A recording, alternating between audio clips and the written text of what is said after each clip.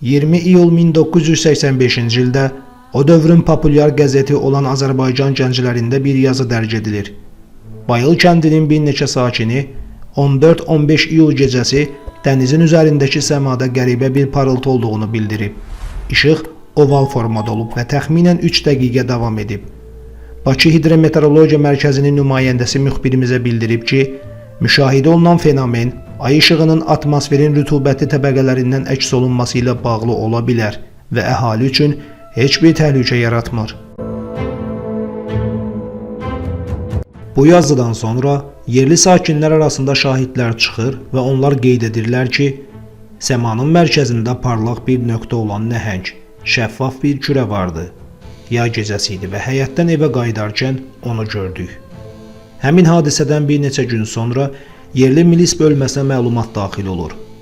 Baylı qəsəbəsində yaşayan 6 uşaq, Əli, Quram, Məmmədov qardaşları və 2 qonşu uşaq Şıxov çimərliyinə yola düşüb və geri qayıtmayıblar. Ən kiçiyi 4, ən böyüyü isə 8 yaşındaydı. Yerli sakinlər əllərində fənərlər, kerosin lampaları ilə axtarışa başladılar. Onlar bütün gecəni sahil qayalarını, köhnə hərbi anqarları, kanalizasiya quyularını, ağla gələn hər yeri yoxlayırlar. 2 gün, gecə-gündüz aparılan axtarışlar nəticə vermir.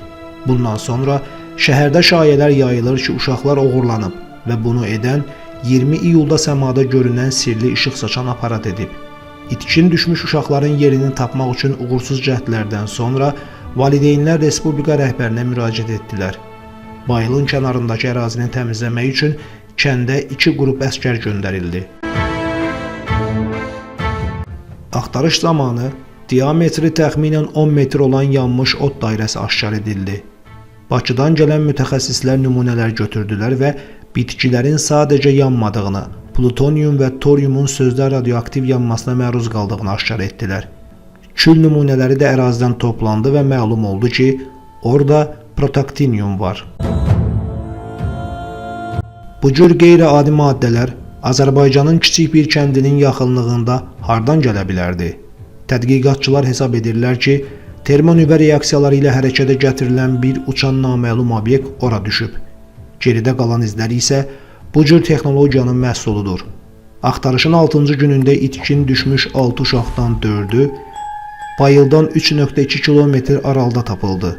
Onlar sanki heç nə olmamış kimi böyük bir ağacın altında yatırdılar. Onları helikopter vasitəsilə yerli xəstəxanaya apardılar və həkimlər uşaqlarda heç bir yorğunluq və ya xəsarət əlamətləri aşkar etmədilər. Uşaqlar özünə gəldikdən sonra harda olduqlarını öyrənmək və dostlarını tapmağa kömək etmək üçün onlardan ətraflı sorğu-sual edildi. Müstəntiqlərin eşitdikləri daha çox fantaziyaya bənzəyirdi. Uşaqlardan Məmmədov Samir və Axenazi Quramın izahatı belə idi. Göydə banan rəngində dairəvi bir top gördük. Top yerə düşdü və pəncərə açıldı. Daha sonra yaşıl işıq şüası göründü.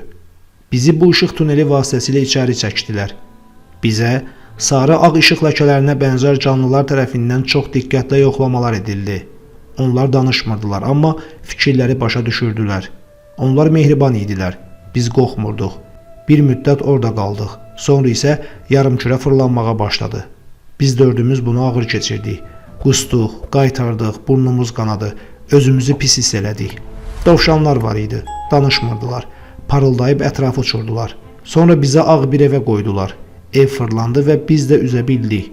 Sonra qaranlıq düşdü və özümüzü bir ağacın altında tapdıq. Bizi gətirib bura qoyub getdilər. Bakıdan və Moskvadan xüsusi adamlar gəlib uşaqlarla görüşməyə başlayırlar. Onlar suallar verir, qeydlər aparır və torpaq nümunələri götürürdülər. Lakin məsələnin tez bir zamanda üstü bağlandı. Məlumatlarda deyilirdi. Uşaqlar müvəqqəti olaraq itkin düşdü, sağ tapıldı və iş bağlandı. Qalan 2 uşaq barədə isə heç bir məlumat verilmir. Onların taleyi haqqında qeydlərə rast gəlinmir.